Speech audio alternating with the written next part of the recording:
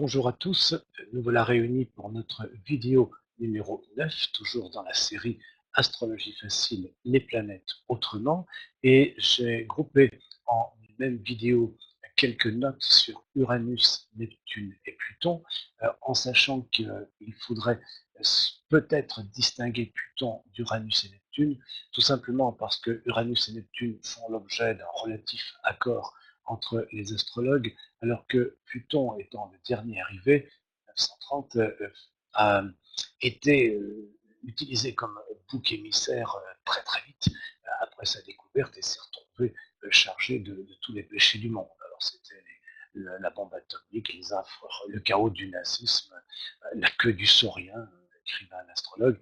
Bon.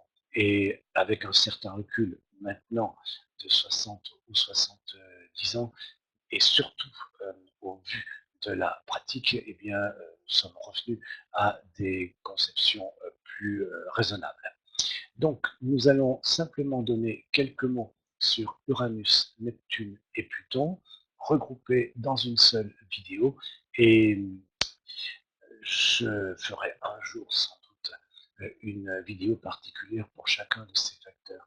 Mais d'ores et déjà, vous pouvez trouver sur mon blog astrocours.fr des articles sur Pluton, et ceux d'entre vous qui sont abonnés à la recherche astrologique ont eu un dossier qui était entièrement consacré à la planète. Notre problème, c'est que nous nous appuyons sur ce que l'astre nous montre. Et nous l'avons vu, il y a trois catégories de facteurs célestes utilisés par les astrologues. Il y a les astres que nous voyons à l'œil nu, et il y a les astres que nous ne voyons pas à l'œil nu, mais que nous pouvons voir avec des instruments. Donc, il faut les faire surgir des ténèbres par des outils particuliers. Et puis, il y a des facteurs que, même avec des outils particuliers, nous ne voyons pas. C'est le cas, par exemple, des nœuds de la Lune ou de la récente Lune noire. Nous sommes ici dans la seconde catégorie, ce que l'invisible à l'œil nu, mais visible avec des instruments, nous dit.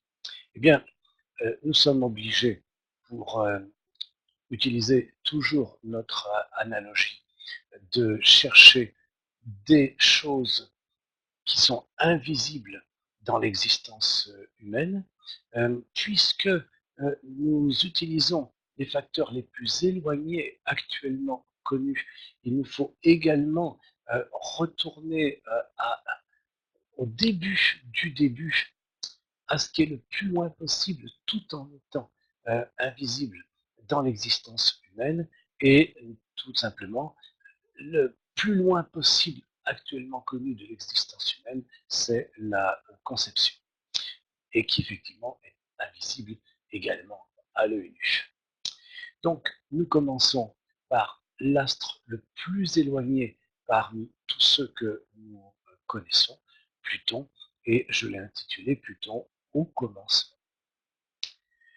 Pluton représente donc la première cause connue de notre existence, car nous ne pouvons saisir une image plus proche des origines que cette première étape de la fabrication, entre guillemets, d'un être humain. Et Pluton, non seulement est l'astre le plus éloigné, invisible en raison de son éloignement, mais invisible également en raison de sa petite taille, qui a d'ailleurs amené les astronomes à le déclasser il y a une dizaine d'années. Donc, l'instant premier, la conception. Les mots-clés, conception, enfin, ce mot-clé conception, nous en verrons d'autres, exception, fin, mais le mot-clé conception est le dénominateur commun de nombreux objets et fonctions sur lesquels renseigne astrologiquement cette planète. Chacun cherche la réponse à l'énigme des origines. Avant le commencement du monde, qu'y avait-il? Avant la première cellule, qu'y avait-il? L'une des images les plus saisissantes qui illustre sa nature, de Pluton, est probablement l'apparence de la substance vitale sous un microscope. Images multiples, c'est l'abondance de spermatozoïdes, et dynamique en même temps. Rien de statique, rien de figé, rien d'enterré qui ne bouge pas. Le collectif n'est ici important que par le contraste qu'il forme avec les exceptions individuelles. Qu'est-ce que ça veut dire? Eh bien que tout simplement, parmi tous les millions de spermatozoïdes qui se dirigent vers l'ovule, un seul fertilisera l'ovule. Un seul provoquera le changement chimique radical qui rendra l'ovule imperméable. Nous sommes donc ici dans l'origine, l'infiniment petit, l'exceptionnel et l'exceptionnel au milieu d'une collectivité.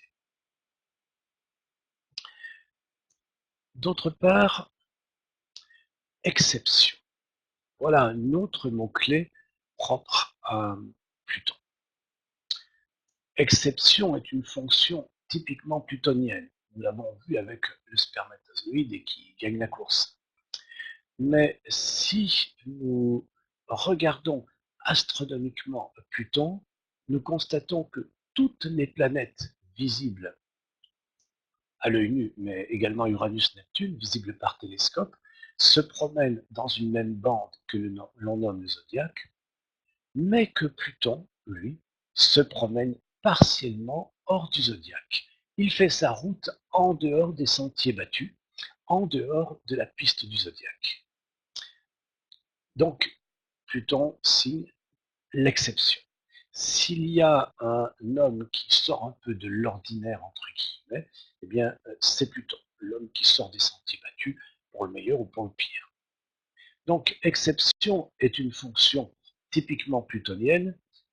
Pluton, c'est la planète qui défie la chance, celle qui gagne alors qu'il n'y avait qu'une chance sur un million. Alors, il est vrai que l'on trouve Pluton dans des thèmes qui peuvent marquer la mort, nous allons y revenir, mais nous trouvons également Pluton dans les thèmes qui montrent des gains gigantesques au loto, par exemple, des gains phénoménaux, parce que c'est l'exception. Quand je dis des thèmes, il s'agit par exemple des révolutions, et qu'elles soient solaires ou qu'elles soient lunaires. D'autre part, Pluton est à l'œuvre quand je comprends une vérité d'une nature telle que je ne peux la communiquer aux autres. C'est la perception de quelque chose qui est à la limite du concevable. Pluton signale la présence de l'inexplicable, du miraculeux, du mystérieux, de l'inconnu, qui précède la naissance ou qui succède à la mort. Autrement dit, c'est Pluton l'intrusion de l'invisible en nous. C'est là où les deux branches de la croix, c'est-à-dire la transcendance pure et notre monde horizontal, s'intersectent.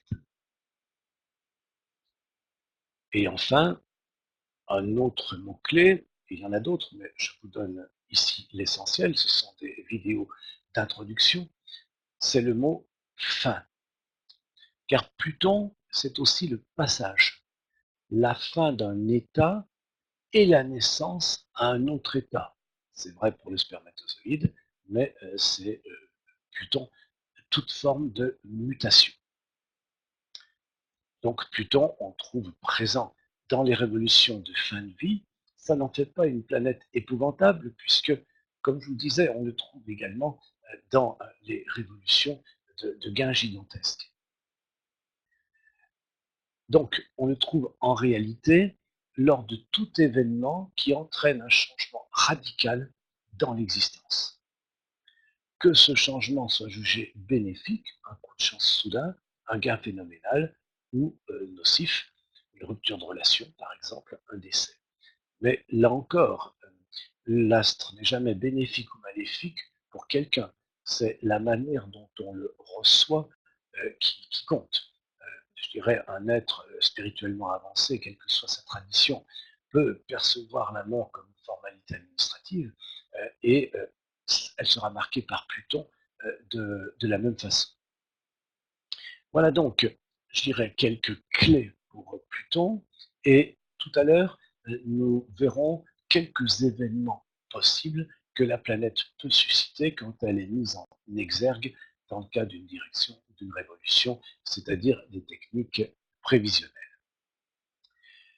Voilà donc la première étape accessible grâce à des instruments comme les astres transsaturniens de l'existence humaine. L'étape suivante, eh bien, c'est effectivement l'enfant, euh, les cellules qui se multiplient et qui se multiplient en vue de donner un enfant, où chaque partie se développe en conformité avec le plan d'ensemble. Quand on dit qu'il n'y a pas de finalité dans la nature, que ce n'est pas un concept scientifique, c'est évidemment erroné. Si les pieds se développent en harmonie au niveau taille, etc., avec la tête, c'est bien qu'il y a un plan, une structure d'ensemble qui est sous-jacente.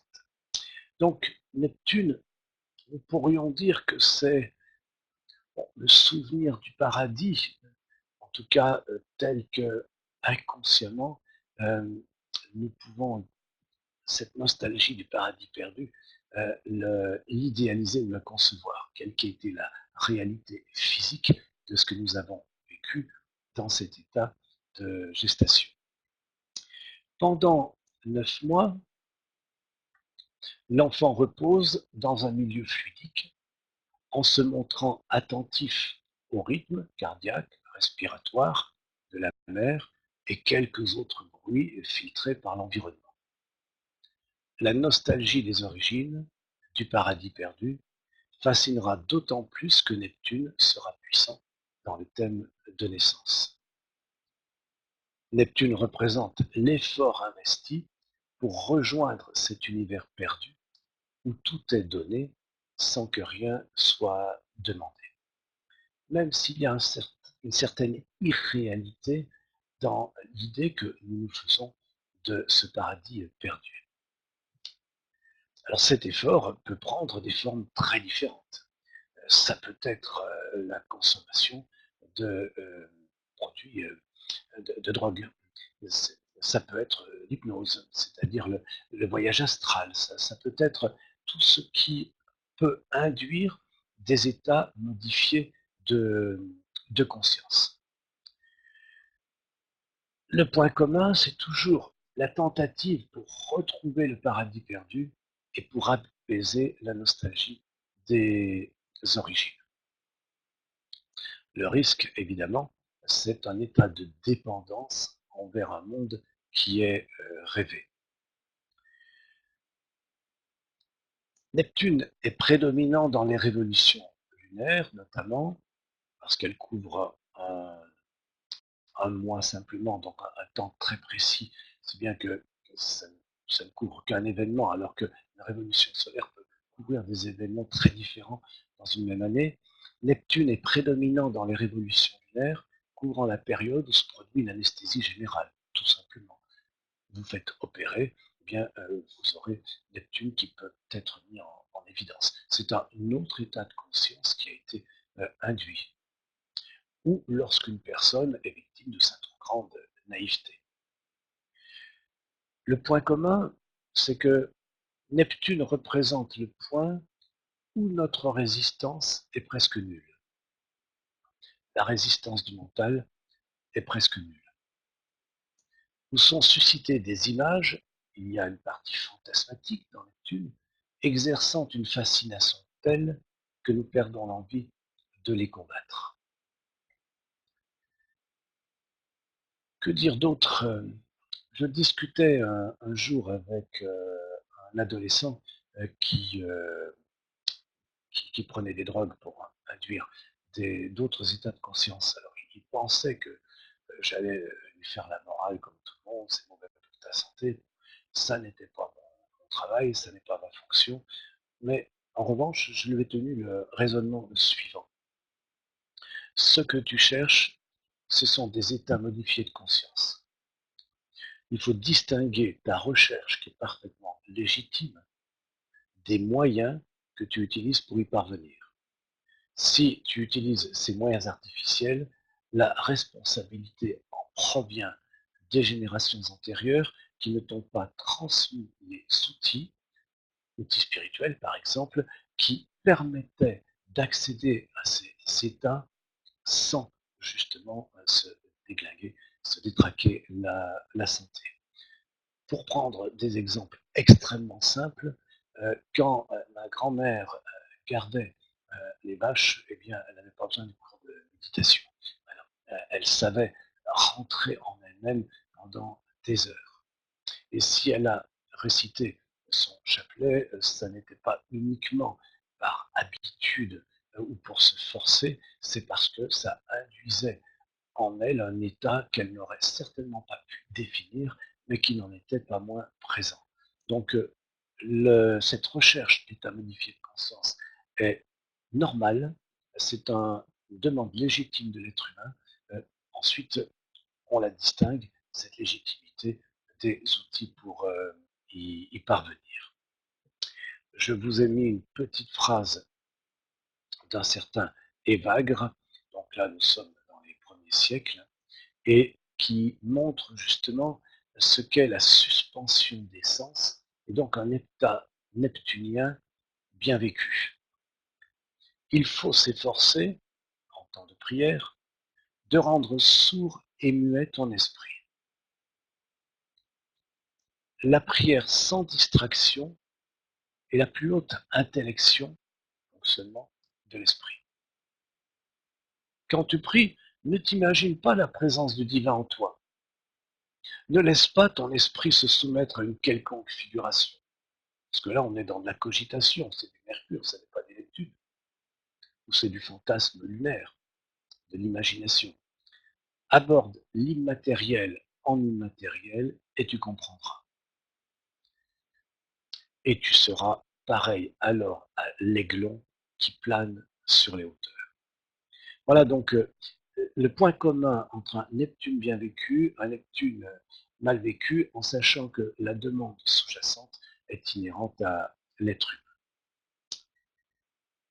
Et vient le grand choc, la chute dans ce monde, qui est à la fois la prise de risque de l'aventure humaine, et l'avenir est devant nous et non pas derrière nous en retournant à l'état d'innocence enfantine, mais c'est donc tout de même vécu comme un choc relativement violent.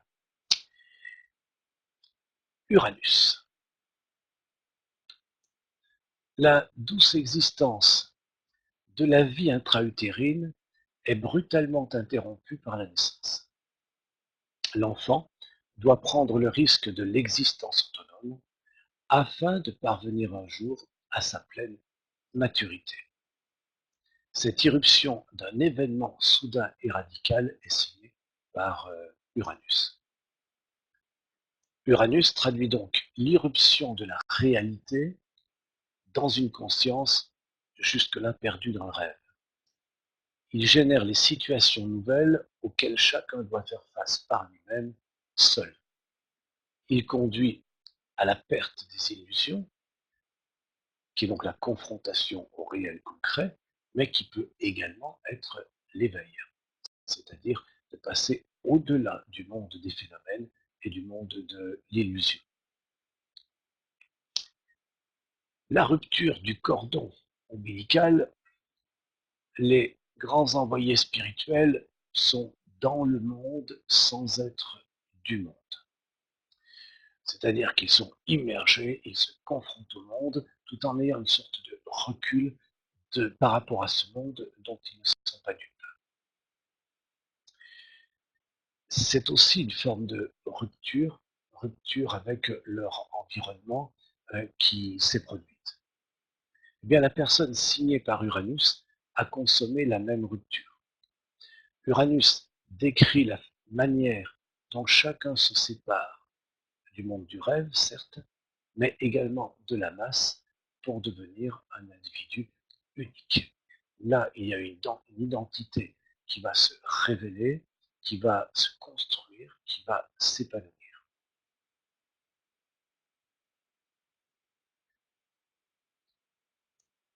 Si Neptune vivait de la nostalgie du passé, Uranus, degré ou de force, regarde droit devant lui. Je dis degré ou de force, quand l'enfant vient au monde, il est difficile de faire marche arrière. Donc, degré ou de force, si Neptune vivait de la nostalgie du passé, Uranus regarde droit devant lui. Voilà donc comment nous pouvons combiner cet invisible que représente ce trio, ce ternaire, Pluton, Neptune, Uranus. Ce que je vais tenter de faire maintenant, c'est tout simplement indiquer quelques types d'événements qui peuvent se produire quand ces astres sont activés par une technique prévisionnelle, ce qui permet de rentrer encore plus dans le concret. Nous allons commencer par Uranus pour prendre les planètes dans l'ordre d'éloignement, cette fois-ci. Uranus. Je vais surtout lire la dernière partie quand Uranus natal est activé. C'est-à-dire quand, par exemple, un astre passe sur Uranus natal, ou quand un angle de la révolution, je dis ça pour les astrologues, tombe sur l'endroit où se trouve Uranus natal. Eh bien, à ce moment-là, l'individu se livre à des actions originales. À ce moment-là, il brise les conventions. À ce moment-là, le besoin de changement l'emporte sur toute autre considération. Donc là, il y a un goût de l'aventure, une certaine excitation. Le natif, puisque c'est son Uranus natal, c'est ça qui est activé, c'est lui qui est activé là. Ce ne sont pas des événements de l'extérieur directement. Envisage de déménager, de partir en voyage là où il n'était jamais allé, de faire des travaux dans sa maison, de changer d'emploi. Bref, il veut de la nouveauté d'une façon ou d'une autre. Un nouveau centre d'intérêt peut apparaître. Et bien sûr, l'activation de cette planète n'incite pas au repos et peut conduire au surmenage ou à une sorte d'hyperactivité qui peut également être parfois quelque peu stérile. Voilà donc quelques événements possibles. Et quand je parle du transit d'Uranus, c'est donc l'Uranus extérieur qui passe sur quelque chose du thème natal. Et dans ce cas-là, ce sont plutôt des événements du dehors qui sont soudains, qui sont imprévus. Par exemple, la rencontre de personnes qui me sont étrangères, où il peut y avoir des événements qui me sont imposés. Je peux être muté du jour au lendemain par mon entreprise, ou alors un proche peut partir, déménager, et dans ces cas-là, c'est l'Uranus extérieur qui active quelque chose dans mon thème de naissance. Alors que lorsqu'Uranus natal est activé, c'est moi qui suis dans cet état de renouvellement euh, volontaire ou venant, enfin, correspondant à une pulsion provenant du plus profond. Voyons, Neptune, quand le Neptune qui est dans mon thème est activé par quelque chose d'extérieur, eh bien, le natif prend conscience de ses limites, de ses incapacités, de ses frustrations. Et il se retire des activités mondaines. Il est submergé par ses émotions. Alors, il peut passer de l'enthousiasme à la dépression, mais il peut également faire l'inverse, selon l'état dans lequel il était avant que Neptune vienne être activé. Le problème, c'est qu'il a du mal à mesurer le concret et le réel. Donc, du coup, il peut réagir de façon démesurée à ce qui se produit. Il peut aussi connaître des états modifiés de conscience.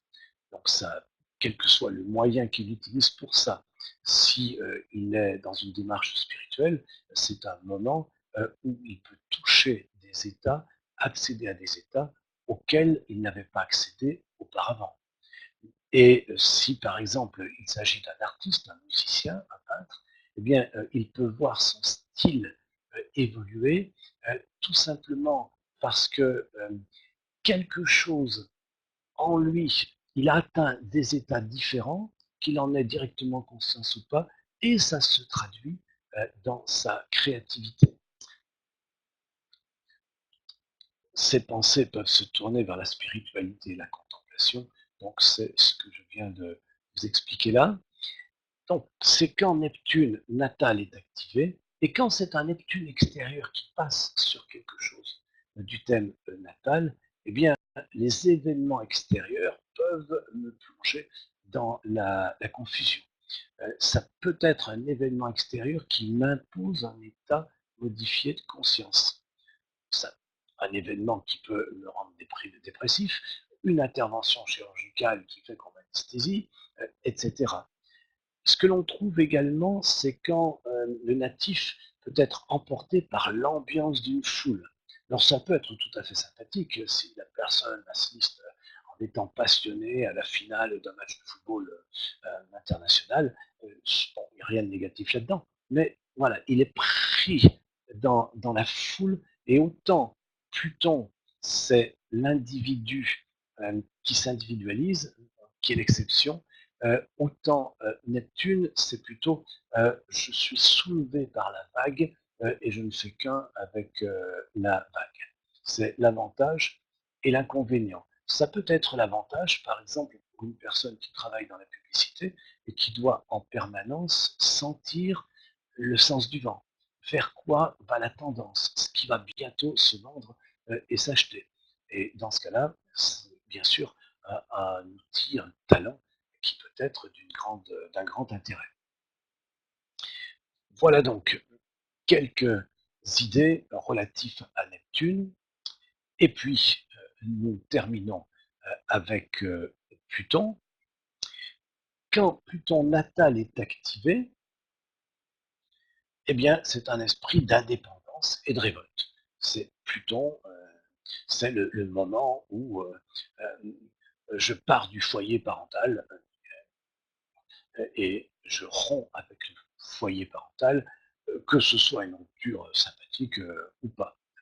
Mais je m'individualise. Voilà. Donc ça peut être également un esprit d'indépendance ou un esprit de révolte.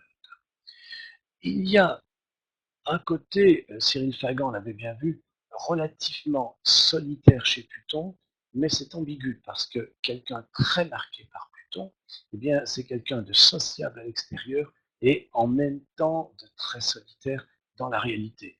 Quand les gens sont là, il est absolument charmant, il a de l'humour, mais il ne leur court pas après, et au contraire, c'est quelqu'un qui a une vie plutôt solitaire une fois l'uniforme professionnel ou autre posé au vestiaire. Il y a un comportement antisocial, on s'isole, par exemple. Et quand c'est Pluton extérieur qui active quelque chose du thème de naissance, eh bien, choc et surprise, ça me vient du dehors. Des événements insolites, inexplicables, hors du commun, qui peuvent survenir avec une force étourdissante. Ça peut marquer le commencement ou la fin d'une phase, coupure de liens et d'attaches existants, démission, divorce, adieu, mort. Les effets sont plus inattendus et perturbants que ceux d'Uranus, car ce dernier est plutôt en rapport avec la nouveauté. Les transits de Pluton montrent cette même tendance vers l'isolement, comme je vous le laissais entendre. C'est sous le transit de Pluton aux angles de son thème, au Soleil, que le jeune homme peut quitter ses parents pour aller gagner sa propre vie, pour être indépendant. Et je vous laisserai lire la suite, ça me donne quelques petites idées sur les effets possibles du transit de Pluton. Le point commun, c'est ce processus d'individualisation où je deviens une exception, entre guillemets, en tout cas je deviens avec mon identité propre différent de tous les autres. Et si c'est un facteur extérieur qui active Pluton natal, c'est ce besoin me provient du fond des tripes et j'en prends l'initiative. Et quand c'est le Pluton extérieur qui touche quelque chose du thème de naissance, eh bien c'est plutôt un, un événement qui m'impose cette individualisation de ma personne. Voilà, pour essayer de faire toucher du doigt l'atmosphère et une fois de plus la raison d'être des attributs planétaires. Ce qui compte, c'est la compréhension de la raison d'être. Nous avons vu les astres visibles à l'œil nu.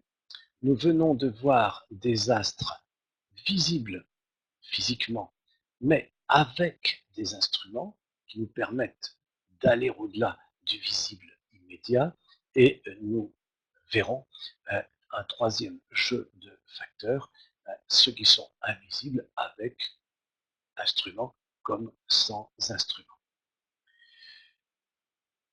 Voilà, je vous laisse poursuivre vos petites expériences. Au revoir.